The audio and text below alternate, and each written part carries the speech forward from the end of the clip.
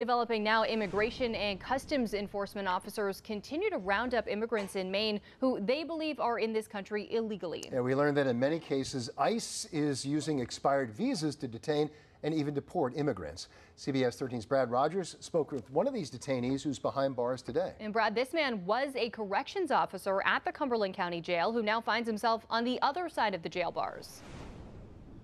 Right, Marissa.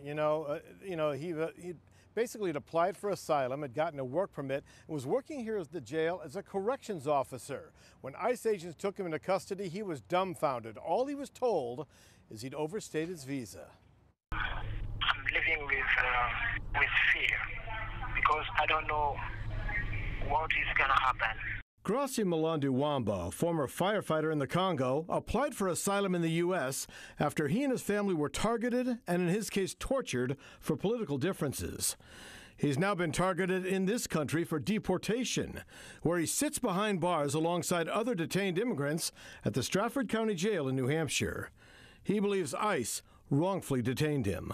I have legal work permit, I have a legal social security, and I was working. He was kind of like, look, Tyler, I'm doing everything correctly. So he was surprised when it happened. He was driving to work, in his sheriff's uniform the morning that he was detained. His attorney told us, like many detainees, Malandu-Wamba let his visa expire because he thought it was legal. He lost track of his visa status, and that's what put him on the radar of ICE. Because of his detention, Malandu-Wamba lost his job at the Cumberland County Jail. The county manager told us all proper work documentation was in order and valid for him. Sheriff Kevin Joyce told us there has been no communication between ICE and my agency about the employee. Do you like your chances in court?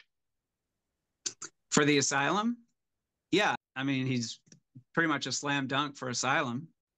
I don't believe there's any chance of him being deported given, his claim for asylum. But with ICE moving detainees in and out of jail, Malandu-Wamba is often overcome with the fear of being deported. There's definitely fear of getting deported. He's in a wing in the detention center right now in New Hampshire with all immigrants. And he says that he sees a lot of people coming, a lot of people going. Gracian's afraid of that. He's afraid of getting deported. He's afraid of going back to his homeland. I was tortured. If I go back to my country, I think I will end up in another jail or I will lose my life. That is my big fear.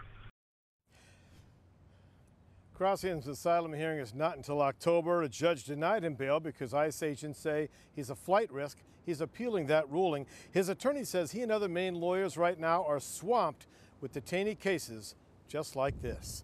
We're live in Portland. Brad Rogers, CBS 13 News. Yeah, certainly an interesting case, Brad. Thanks. And meantime, Congresswoman Shelley Pingree says reports of ICE detaining people with valid work permits are particularly disturbing. Representative Pingree saying, quote, "The Trump administration has made it abundantly clear that it will stop at nothing to meet its insane deportation goals, even if it means sweeping up immigrants who've taken every step required to live and work here and continue to follow the law.